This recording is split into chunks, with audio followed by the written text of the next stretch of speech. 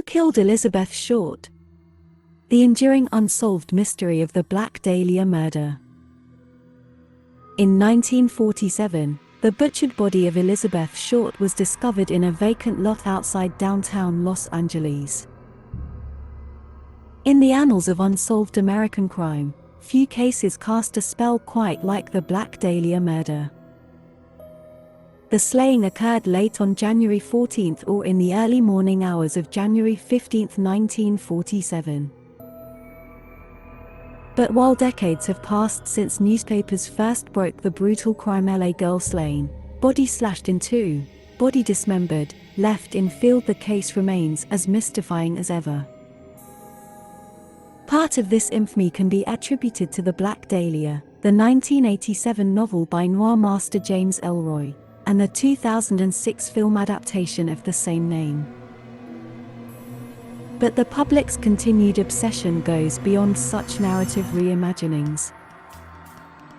Professionals and amateurs alike continue to pore over case details in hopes of a break. As recently as a year and a half ago, retired LA detective Steve Hodel announced he had cracked the case with evidence that implicated, of all people, his own father. Despite this scrutiny, no one has conclusively fingered the murderer of the Black Dahlia, whose real name was Elizabeth Short.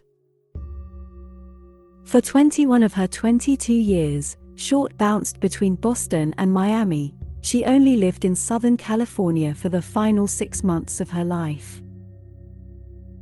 Yet it's the arid hills of Los Angeles that are most commonly associated with the victim, and it was the dusty basin due south of downtown LA where her body was found on January 15, 1947. Betty Bersinger discovered the remains around 10 a.m. in a vacant lot in Limerick Park. At first, she thought she had discovered a discarded mannequin. The truth was far more grisly. Short's body had been bisected at the waist. Her intestines were tucked beneath her buttocks, her legs had been spread apart and her elbows bent at right angles in a grotesque pose. Short's face was slit from ear to ear in a maniacal Joker face rictus. Her breasts were slashed, her nose broken, vulva mutilated, and her body was drained of blood. Short had been missing since January 9th. Her whereabouts during this missing week remain a mystery and for many, contain the key to her death. What isn't a mystery is the wave of coverage triggered by the murder.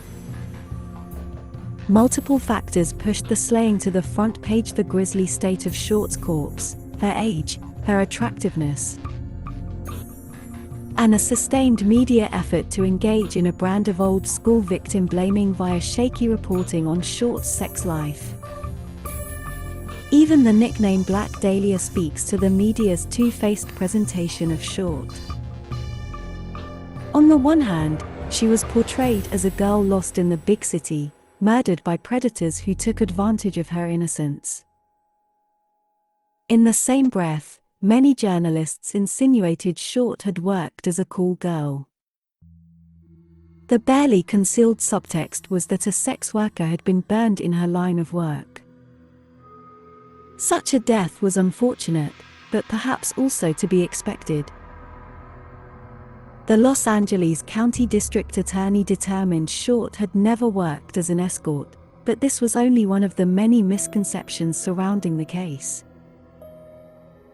Witnesses who had supposedly seen Short during her missing week were, one by one, questioned and dismissed by investigators, who determined they were either outright lying or had mistaken Short for another woman.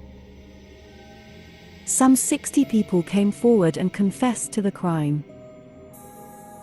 Of these, 25 were seriously considered by the LAPD. Many of the suspects were household names, including Fred Sexton, the artist who created the Maltese Falcon prop in the iconic movie of the same name; Norman Chandler, publisher of the Los Angeles Times, Jewish mobster Bugsy Siegel, and the aforementioned George Hodel, a physician who purchased the famous Southern House and according to Hodal's son, buried bodies in the backyard. And yet, no convictions were ever made. The open-endedness of the Black Dahlia murder stoked the ensuing pop culture bonfire. Any LA noir film or TV show or video game can trace its creative ancestry to Short's murder. The popular game LA Noire has an entire level inspired by the killing. In many ways, Elizabeth Short's death is the country's preeminent brand name mystery. Ironically, while the Black Dahlia case remains unsolved, the nittiest of its gritty details are open to the public. If anyone wants to search through the crates of material related to the crime, just head to the FBI vault, where official investigative materials are now public record.